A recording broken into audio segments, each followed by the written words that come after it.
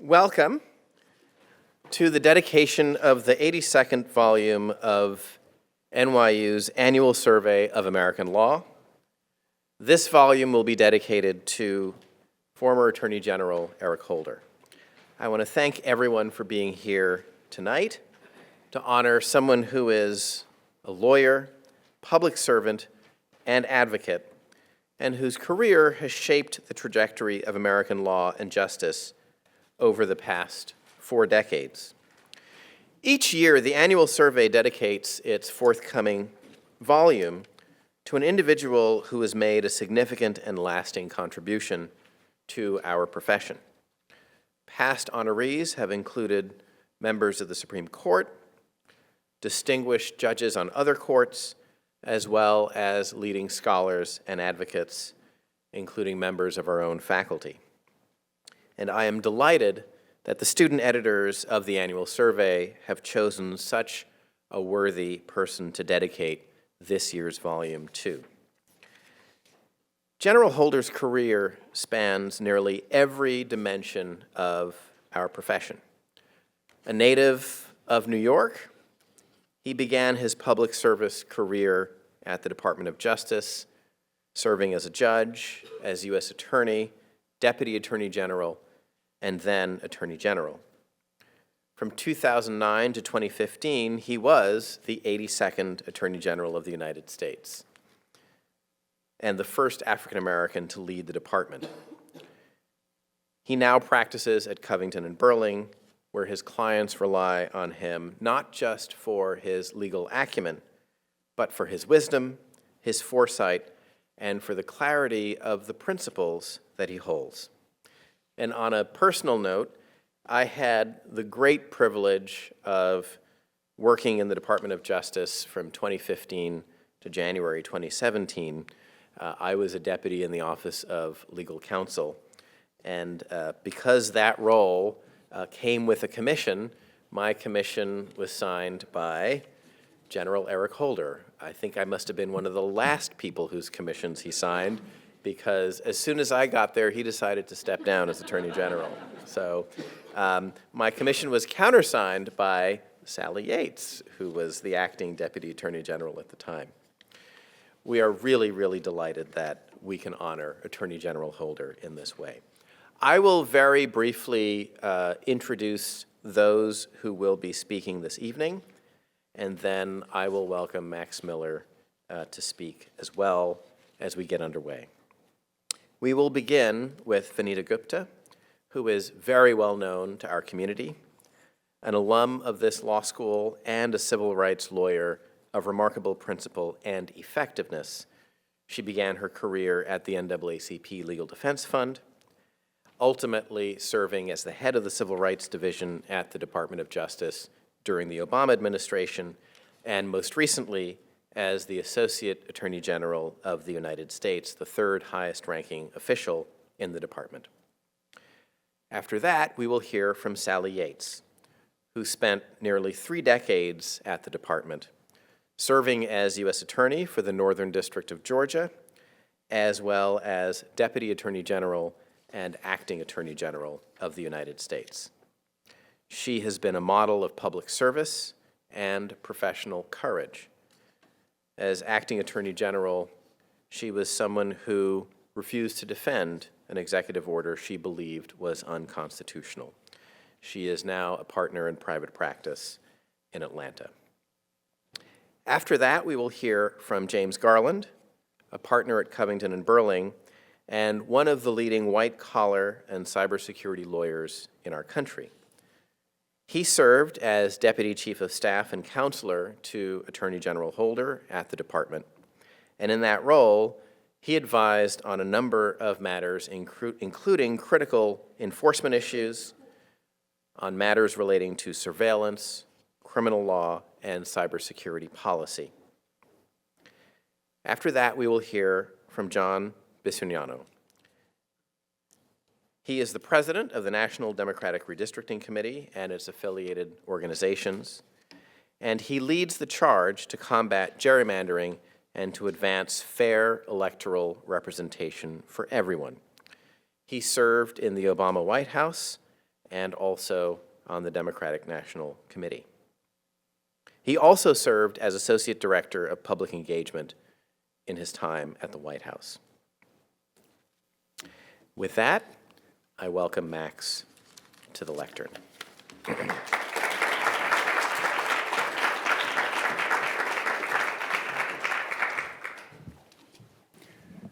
Thank you, Dean McKenzie. Good evening, everyone, and thank you for joining us. My name is Max Miller. I'm the editor-in-chief of the New York University Annual Survey of American Law. On behalf of our journal, I'd like to welcome you all to our dedication ceremony, where we are honored to celebrate Attorney General Eric Holder. But first, some background on Annual Survey. Originally compiled by NYU law faculty members to serve as a practical, comprehensive guide to developments in American law, Annual Survey has always strived to be a practitioner-focused publication. We focus on practitioners in the materials we publish, the symposia we host, and through our annual dedication. This ceremony, a continuous tradition since our founding, honors a distinguished member of the legal community. Among the ranks of our past dedicatees are Supreme Court justices, preeminent judges, awe-inspiring practitioners, and significant professors. This year, in recognition of his extraordinary contribution to the legal profession and to the lives of millions of Americans, Annual Survey of American Law is honored to dedicate its 82nd volume to the 82nd Attorney General of the United States, Eric Holder. Honoring Attorney General Holder today is timely, as his career is defined by his commitment to preserving and improving American democratic institutions. And this space is apt for a ceremony honoring him as well, as Attorney General Holder is a native New Yorker. He earned his BA and JD from Columbia University. After graduating, he served in the Department of Justice's Public Integrity section for just over a decade. He was then appointed as a judge on the Superior Court of the District of Columbia, a position he held for 5 years. Thereafter, Attorney General Holder achieved a series of firsts.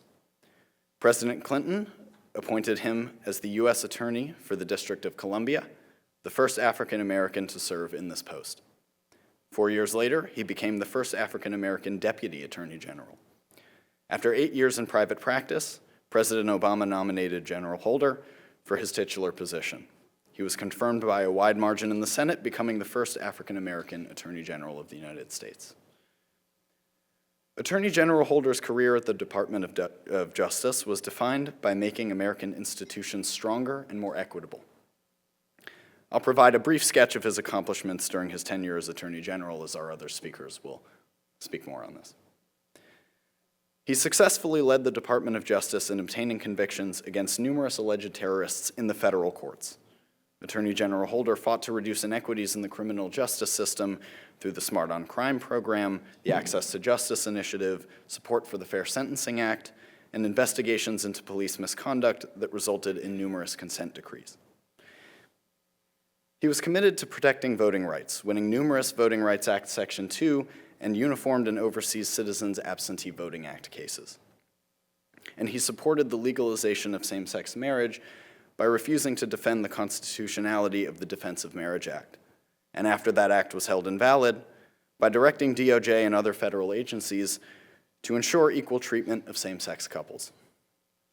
That this list is not comprehensive is a testament to the breadth and depth of Attorney General Holder's positive impact throughout his service at the Department of Justice.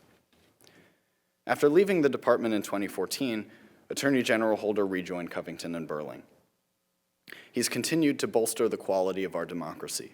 In 2016, he joined the National Democratic Redistricting Committee as chairman, where he fights for fairer electoral maps. In more recent news, Attorney General Holder represented Tennessee politicians Justin Jones and Justin Pearson over their expulsion from the State House floor. He was also involved in the 2024 presidential campaign, in which he was responsible for vetting Democratic vice presidential nominees. Our next speakers will speak in greater depth about Attorney General Holder's career and accomplishments, and we will have the opportunity later in the ceremony to hear Attorney General Holder's reply.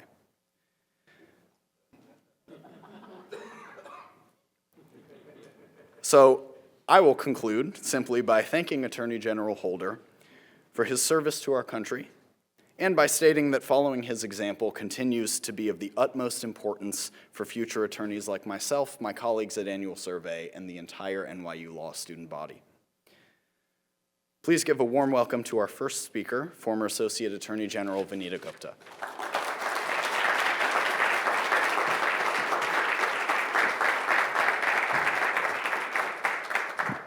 Ooh, you're a little taller than me, Max. Well, good evening, everyone. It is really great to be here. Thank you, Dean McKenzie, and thank you, Max. I am deeply, deeply honored to be able to participate in this tribute to an extraordinary leader, and most importantly to me, a dear friend, former Attorney General Eric Holder. A little over 11 years ago, I was in the audience at a conference at Georgetown Law when I saw something I had never seen before.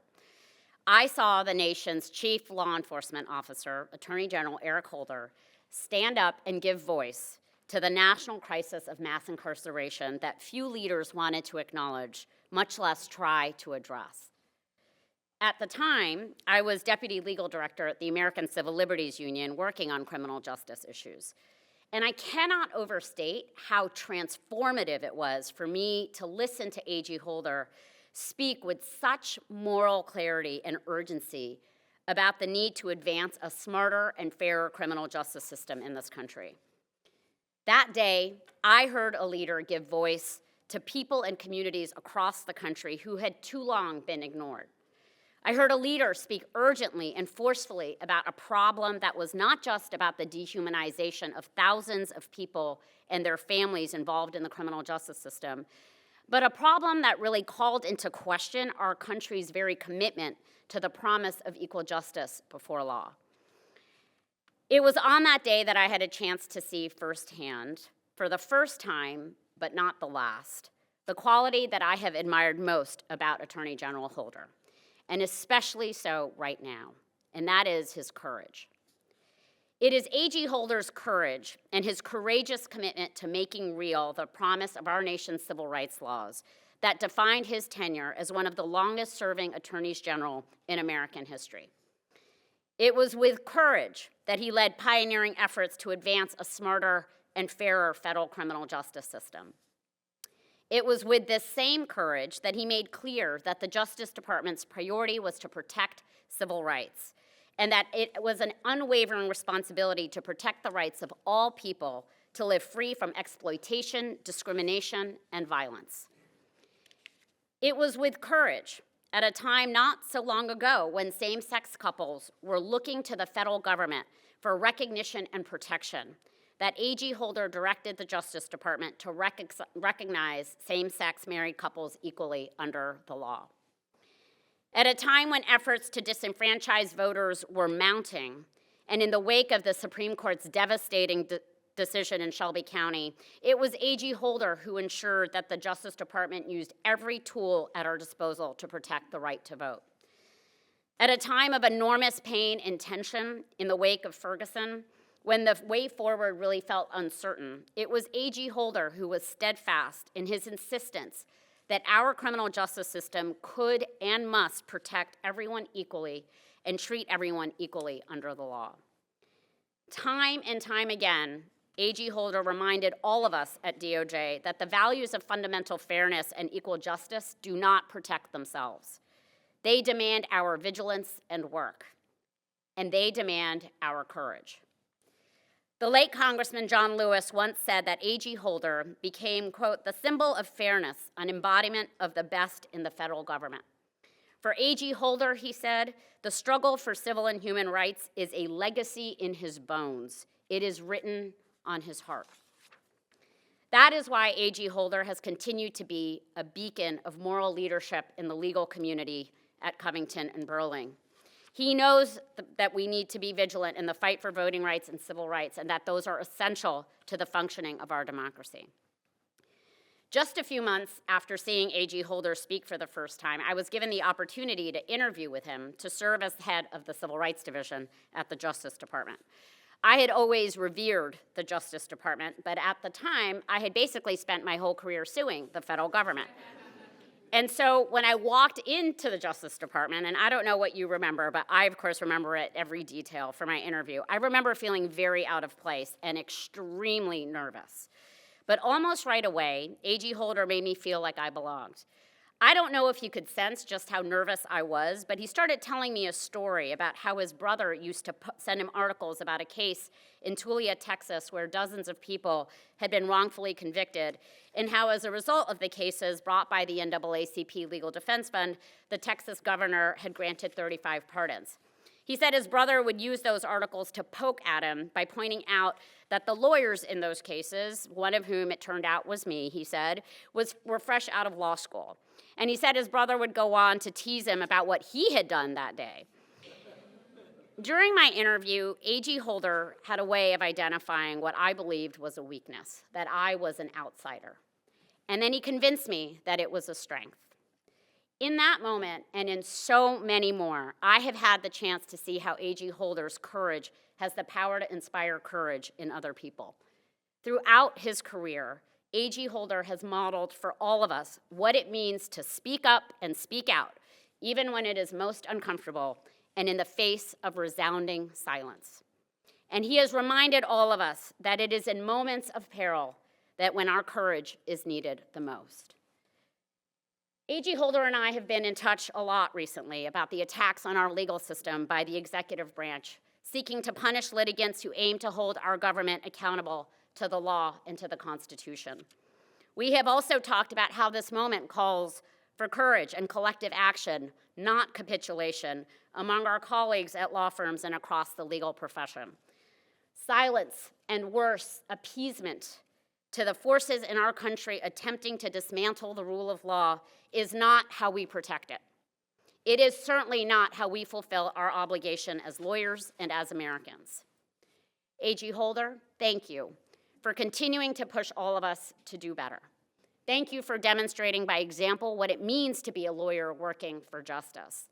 We recognize you today because you have led and continue to lead with a deep, deep belief in this country, with an unwavering conviction that we can and we must fulfill its promise of equal justice, and we need an enormous dose of courage to do so.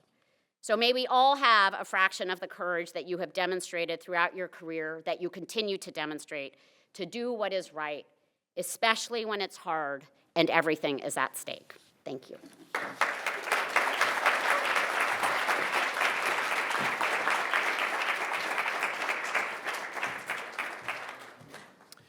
Thank you, Vanita. We will now hear from Sally Yates.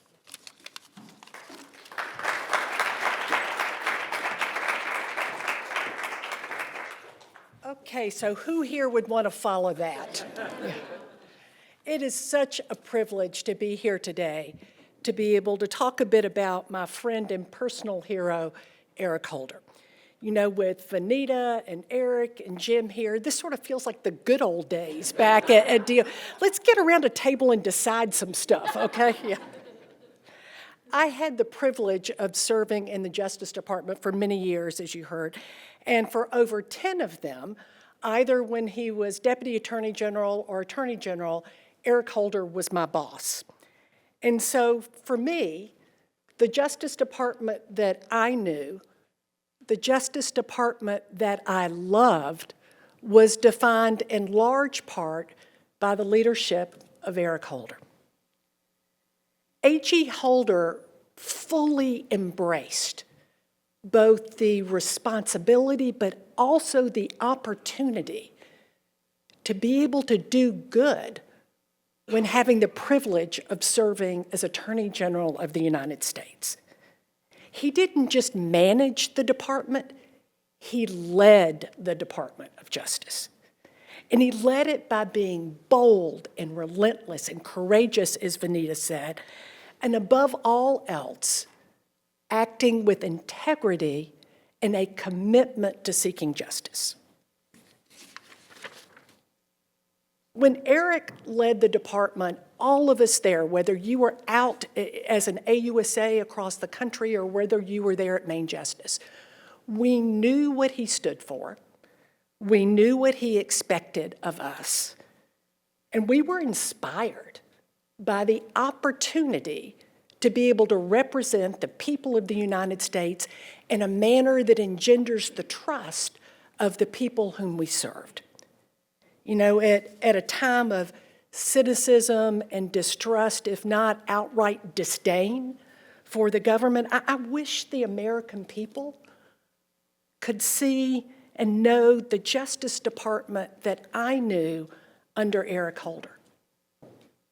It was the kind of place that you were proud to be part of. Now, I'm confident that this audience is pretty familiar with all of Attorney General Holder's accomplishments. So I'm not going to go through and catalog his achievements. I thought that I might share just a couple examples of the Eric Holder I came to know during his tenure at the Department of Justice. Now, I've mentioned that A.G. Holder was bold, that he wasn't afraid to shake things up and to do things differently. As Vanita mentioned, for years as a society, we imprisoned offenders of drug offenses for far longer than was necessary for public safety, with really devastating consequences to individuals, to families and communities, particularly communities of color. And instead of just sort of looking at it and saying, well, you know, that's a hell of a problem there, Attorney General Holder decided to do something about it, and Smart on Crime was born. He dramatically changed the way that we were charging and sentencing nonviolent drug offenders and imposed new restrictions on the use of mandatory minimum sentences. Now, as you can imagine, prosecutors and agents who had been doing something one way for years and years, they weren't exactly jumping up and down over this new Smart on Crime initiative. I mean, there were some old school prosecutors there who were candidly really upset about it. I was U.S. Attorney in Atlanta at the time, and so a group of U.S. attorneys got together and decided to invite Attorney General Holder to go into the belly of the beast and to go to a conference of all the drug chiefs and criminal chiefs from across the country, from all the U.S. attorneys' offices. They were having a conference there, and to talk to them about what his thinking was behind Smart on Crime. Now, this wasn't anything he had to do. He was the Attorney General of the United States, and he didn't have to explain his thinking to anybody. But I think he recognized that if he could capture the hearts and minds of just a few of those prosecutors, then Smart on Crime was going to be more successful. So he walked into a room filled with several hundred, we're not talking a smattering, several hundred hardcore drug prosecutors and criminal chiefs. And he laid out his thinking for them, and he answered their questions, some of which were pretty darn hostile, candidly. And everybody left there understanding what he was trying to achieve by Smart on Crime, even if they didn't necessarily agree with it. They absolutely understood. And you know what else they understood? They had to do it. And as a result, the Department of Justice embarked on a much more just approach to drug offenses, where enforcement was proportional to the offense, and it was married then with prevention and rehabilitation, resulting in safer communities. Smart on Crime. And he brought this same tenacity, as Vanita already mentioned, to civil rights, whether it was voting rights or marriage equality or police reform. And he didn't just do it on a policy level. He did it by going into our communities and listening to people, particularly listening when they were angry or hurt. In the days and weeks following the death of Michael Brown, when he was shot to death by a police officer in Ferguson, our country was really boiling. There were protests, some of which were violent. It was a really difficult time, and there were a lot of angry people who felt betrayed and that no one cared. And so then Reverend, but now Senator Raphael Warnock decided to host an interfaith service and community forum in Atlanta at Ebenezer Baptist Church, and he invited Attorney General Holder to come.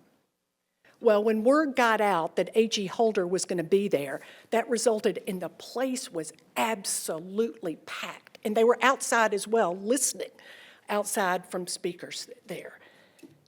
Ebenezer Baptist Church, the home of the late Reverend Martin Luther King, was gripped with tension.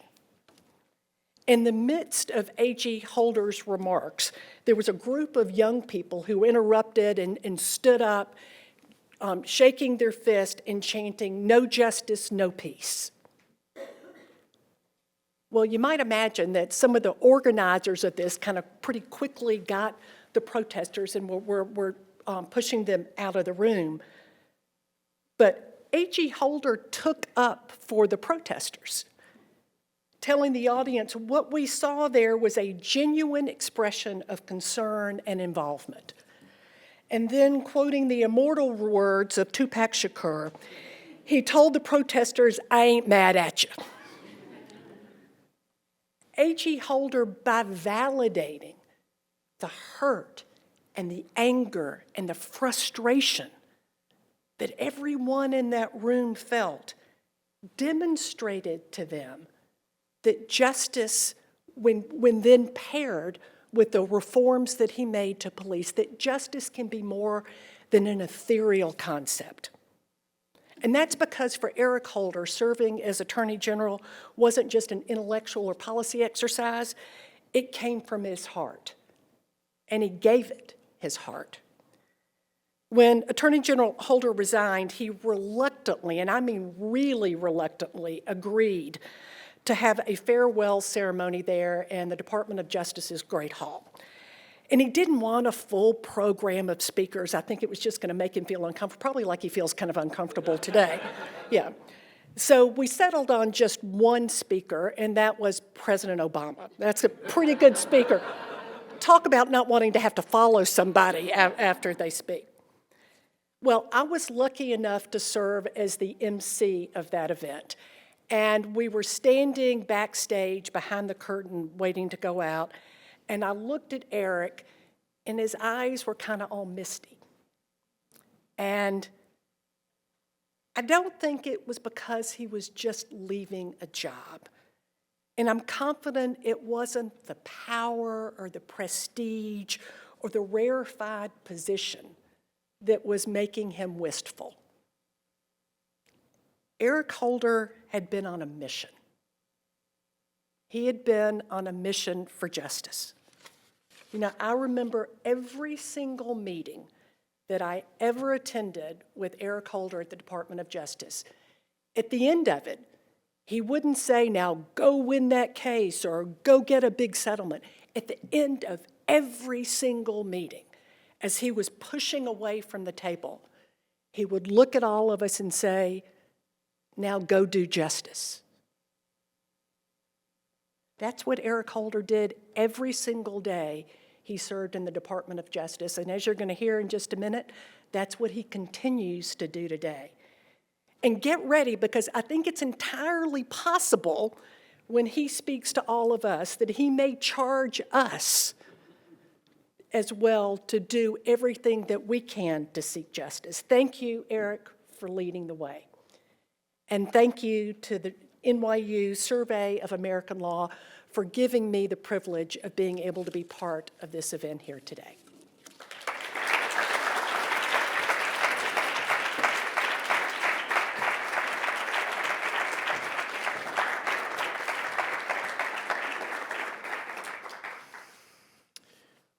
We will now hear from James Garland.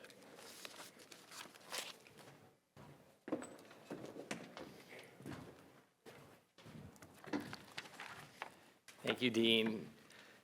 Thank you, Max. It's great to be here with all of you today. As anyone who has worked with today's esteemed honoree knows, there is an established approach to giving remarks honoring Eric Holder, a time-tested script.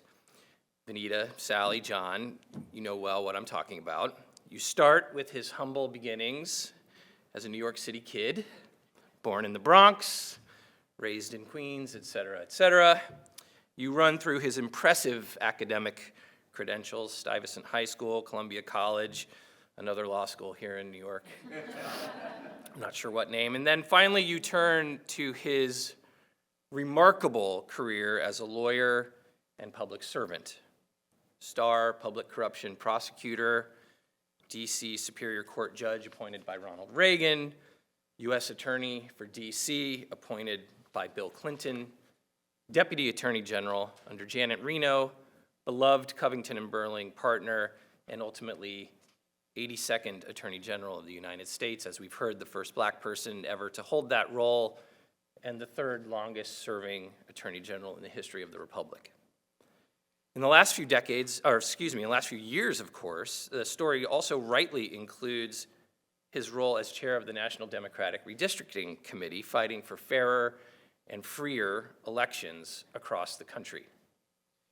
It is a career in the law and in the service of the law that is second to none. And so it is entirely appropriate that the annual survey of American law would dedicate its 82nd volume to our 82nd Attorney General. But of course, there is more to the man than his resume, as impressive as that resume may be. What the traditional version of Eric Holder's life story elides is his remarkable passion for the craft of lawyering and his commitment to passing on that craft to the next generation. At his core, Eric is a lawyer. He loves practicing law, whether as a prosecutor or as a defense lawyer, a corporate strategist, or a civil rights champion. He is creative, analytically incisive, savvy, strategic, and annoyingly knowledgeable. I recall one day during my time working on his staff at DOJ when a group of very experienced national security lawyers were sitting around in his conference room wrestling with where to bring a prosecution for piracy on the high seas, which DOJ hadn't done in more than 100 years. Passing by and overhearing our conversation, Eric offered casually and without breaking stride that venue for piracy lies in the judicial district in which the pirate is first brought ashore. Who knows that? Eric Holder does. Thanks, boss. Eric sweats the details. He pores over the exhibits. He scours the transcripts. He reads the case law. He is an extraordinary listener. If you're in a meeting with Eric Holder, you have his attention. He does not multitask, ever. He works hard to learn the case, to understand his client's objectives. He capitalizes on every advantage, and he zeroes in relentlessly on weak spots. He is an extraordinary communicator. He is uniquely able to translate exceptional legal acumen into words, written and spoken, that jurors, judges, everyday citizens, and even sometimes elected politicians can understand. His facility with language inspires people, instills confidence, calms anxieties, and persuades. It is no wonder that he has brought such great honor and distinction to the institutions he has served. But even these traits of practice don't fully capture Eric's true essence as a lawyer. There is something more, a warmth, a humility in the way Eric interacts with people that are the hallmarks of how he practices law. I'm going to get in trouble for telling this story, so I'm going to ask for forgiveness instead of permission. I am reminded of one day early on in his tenure as Attorney General, shortly after he had taken office. These were heady times for the nation and for DOJ, weighty issues from civil rights, national security, to the financial crisis dominated the agenda. But there were also more mundane matters to attend to. I recall one particular meeting where his staff sat around debating how people in the department should address our new Attorney General. General Holder seemed too militaristic to us. Mr. Holder was too plain, Judge Holder wasn't right either. We finally settled very creatively on Mr. Attorney General. Armed with this solution, we marched into Eric's ornate wood-paneled office where he was working to present our proposal, and he listened intently to all of the options that we had considered, and then he leaned forward deliberately across the desk, and he looked at us straight in the eye and said, completely deadpan, "Henceforth, I shall be known only as Chocolate Thunder."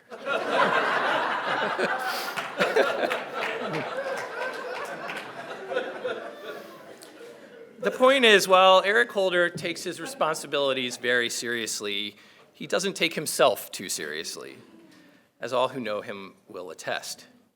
There is an authenticity, a sense of humor, a down-to-earth genuineness that allows him to connect with real people in the real world, regardless of their station in life. This is his superpower. Even his most petty detractors, and unfortunately there are many, privately will tell you that Eric Holder is genuinely a good guy.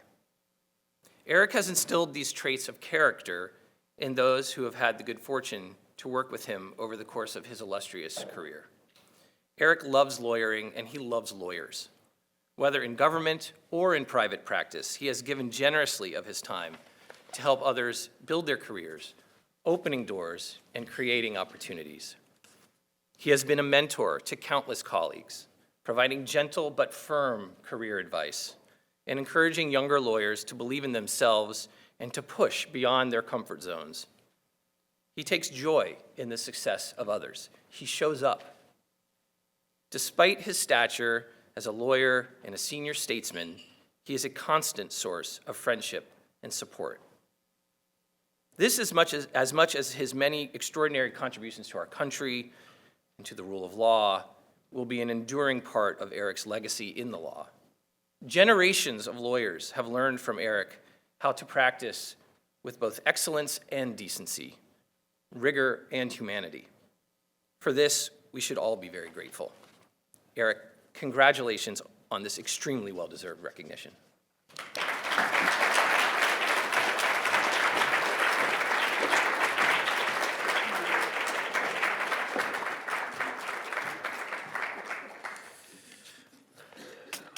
I promise I won't repeat that story. What happens at NYU stays at NYU. We will now hear from John Bisignano, President of the National Democratic Redistricting Committee.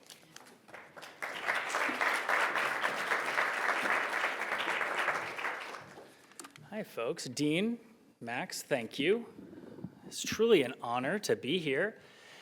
And I have to be honest with you, that after campaigning with Eric, being asked after 8 years to come and speak at the roast of Eric Holder, I was excited. I thought, I have too much material. I'm going to have to fish through it all. And I'm now realizing this is indeed not a roast. You might assume by now, after on the fourth speaker, that we would be repeating ourselves.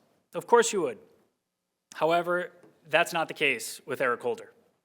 After a full career prosecuting corrupt government officials, drug dealers, and murderers, after being named partner of one of the most prestigious law firms in the country, and after 6 years as the first Black Attorney General this nation has known, Eric Holder said, "I am not done yet." And thank God he did. Eric Holder, with two supportive sidekicks in Nancy Pelosi and Barack Obama, small, embarked on a new goal, end gerrymandering and restore competitive balance within the maps in this country. And together, they founded the National Democratic Redistricting Committee, the first ever centralized hub for redistricting strategy to shift map power back to the people. As chairman, Eric helps elect fair map champions, oversee litigation for unjust maps, also guard the census against attacks, and has a full team of computer engineers designing new and exciting mapping technology. Let me add some context. Back in 2012, the first election after the 2010 redistricting cycle, Republicans running for Congress across the country earned 1.4 million fewer votes than Democrats. 1.4 million fewer votes, and yet they won 33 more congressional seats. Let that sink in. And at the time, fixing that problem and this massive, intentional, structural imbalance seemed impossible. Rather than voters choosing their politicians, politicians were handpicking their voters. Gerrymandered maps across this country guaranteed congressional Republicans a lock on the maps as we knew them. However, in 2022 and 2024, the two numbers were almost identical, the popular vote to the seat election wins. And that is true because of Eric Holder's work. The New York Times and other independent experts have said the congressional maps following the 2020 census, and critically because of Eric Holder's work and NDRC's efforts, were the fairest in a generation. Now, equally impressive to me, to the massive shift in electoral imbalance that Eric oversaw, was the reality and the way in which he set out to fix the problem. You may have picked up on this, but I am not a lawyer. I am also from Boston, so being here is odd.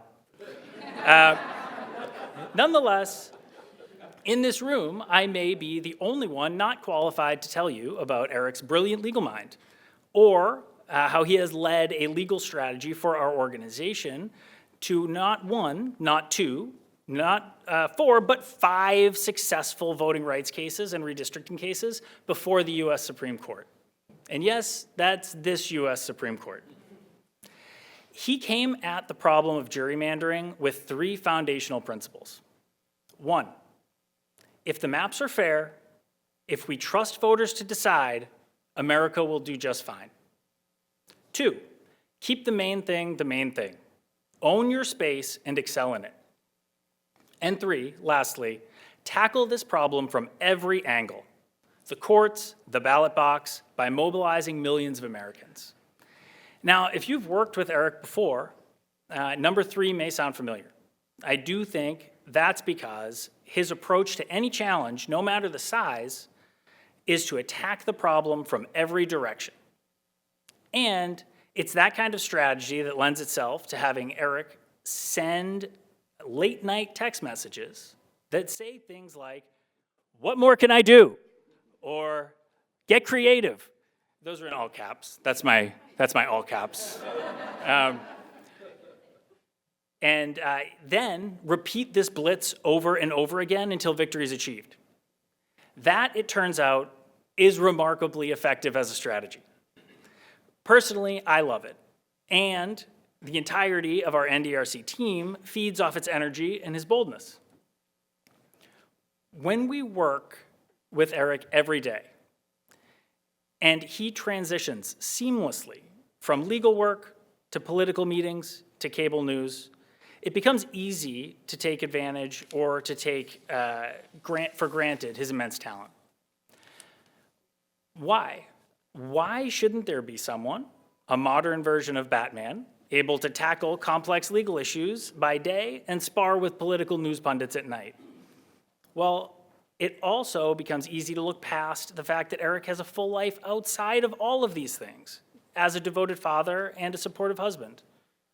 Looking at his career as a whole and stepping back for a moment, and especially in this latest era, we cannot allow ourselves to forget that life is about choices.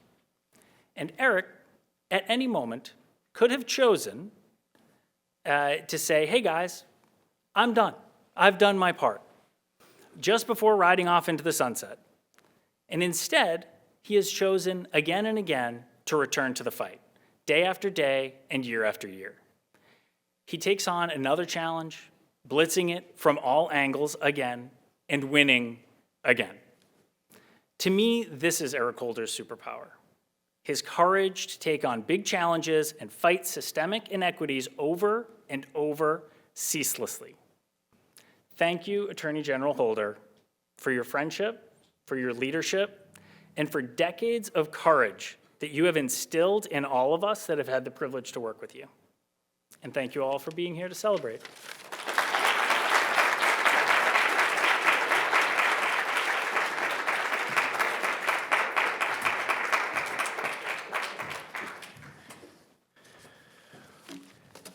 Thank you. Oh, sorry. Thank you to the speakers. Max and I will now formally present a small token to the Attorney General to recognize this moment, and then he will have a moment for rebuttal afterwards. So, Attorney General Holder, on behalf of the New York University Annual Survey of American Law, I'd like to dedicate our 82nd volume to you. Thank you.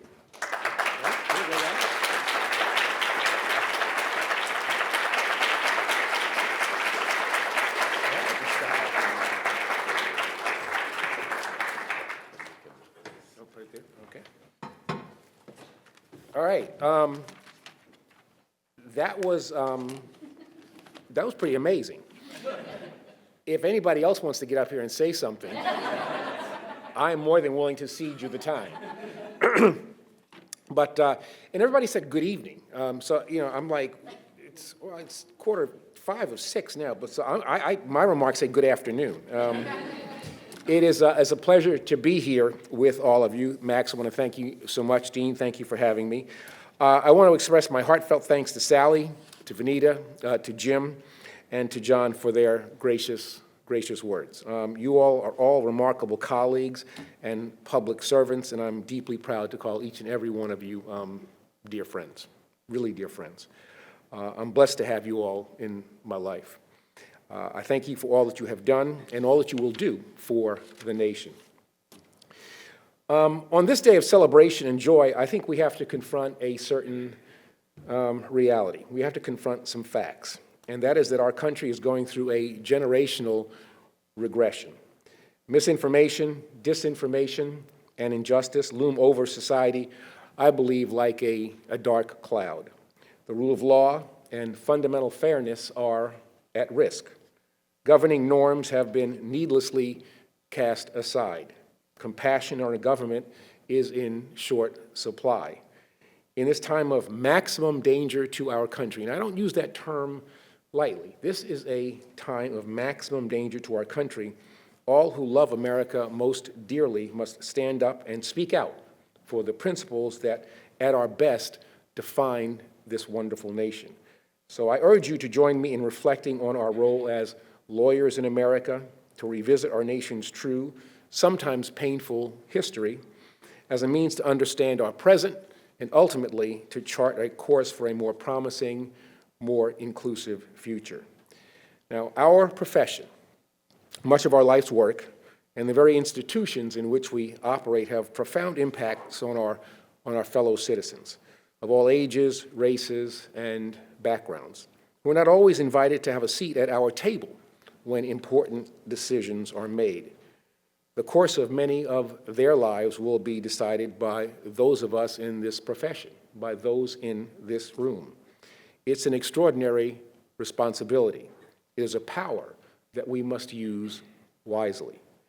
Yet, we live in a time where the reliance on real facts and accurate history to generate meaningful policy and measurable change has been diminished, and it has been demeaned. We are faced with hopelessly and needlessly polarized positions on issues that should instead invoke our community compassion, our common humanity, and our moral sense as a nation. The rule of law is being ignored to drive a dangerous and fundamentally un-American political agenda.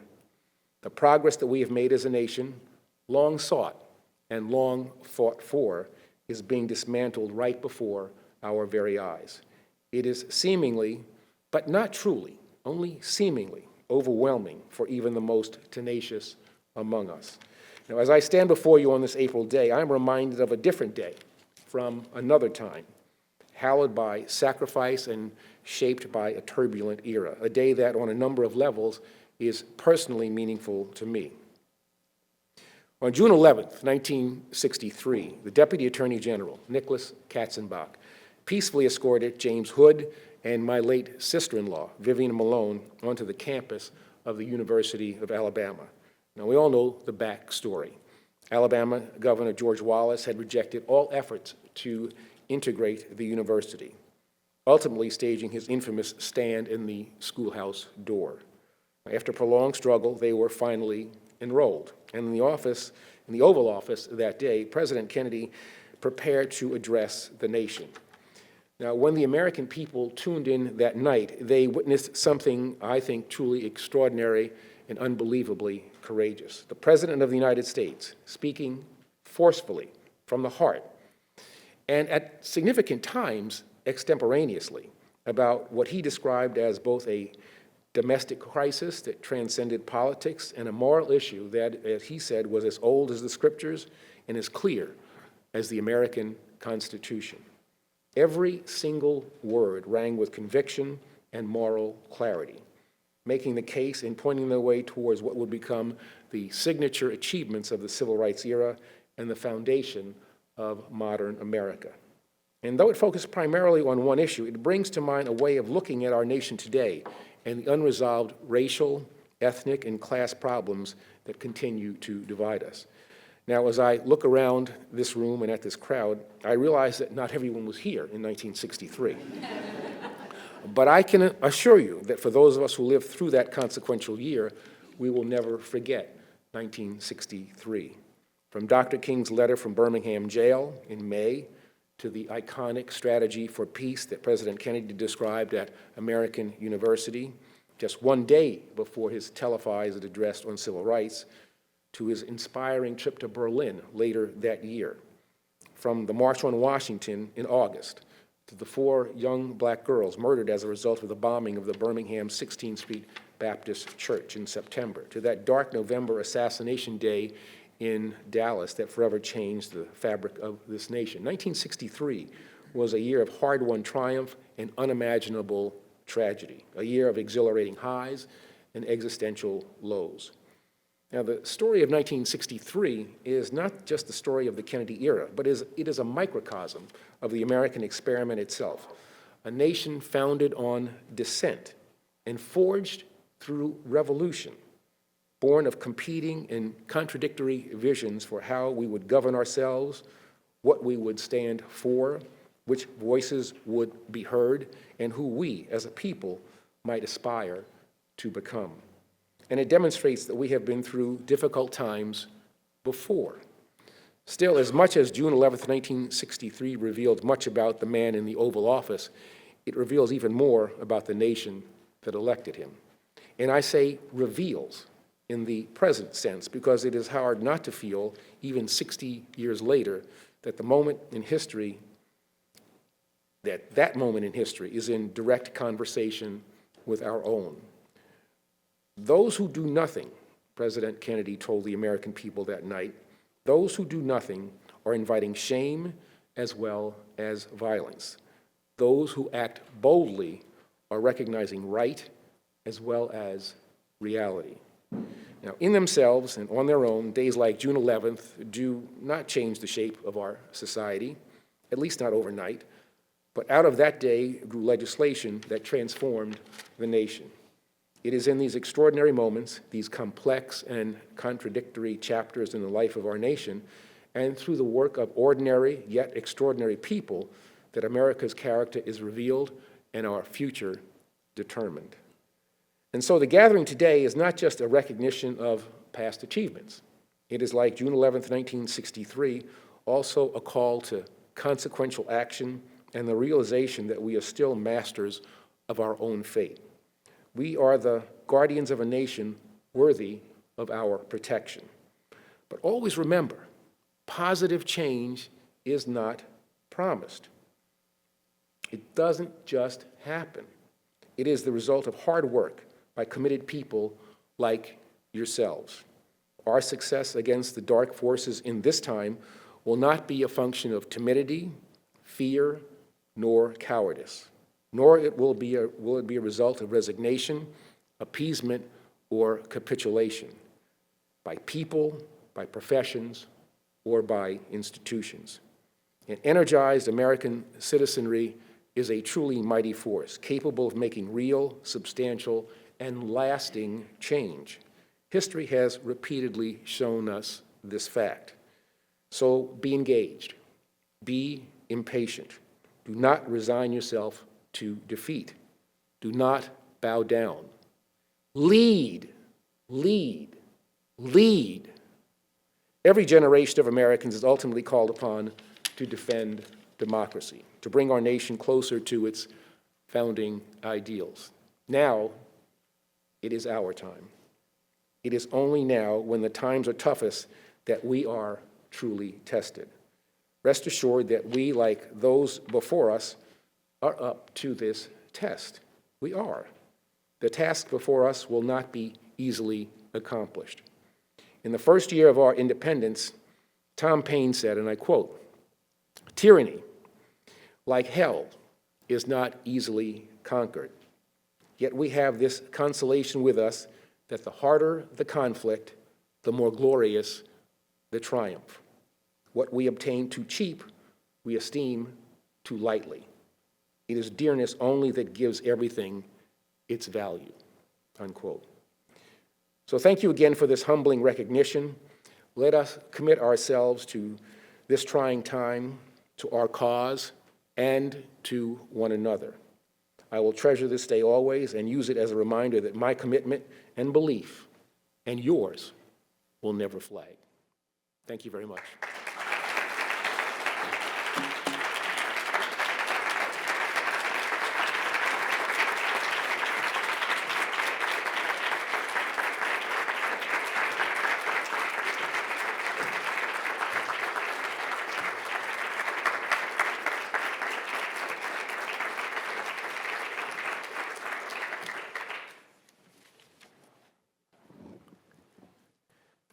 Thank you, General Holder. Thank you for accepting this honor, and thank you for being here this evening and here at NYU throughout the day. And thank you in particular for your example and for your extraordinary work and your career. To Vanita, to Sally, to Jim, to John, I want to thank you for your thoughtful reflections today and for giving us a more complete picture of the person behind the public legacy. Too complete a picture, right? And finally, to all of the students here and to the members of the annual survey, thank you for selecting such an extraordinary honoree and for organizing today's program, which reflects everything that we wish to uphold here at NYU. I invite everyone to stay. We have some food and refreshments here. And once again, thank you and good evening.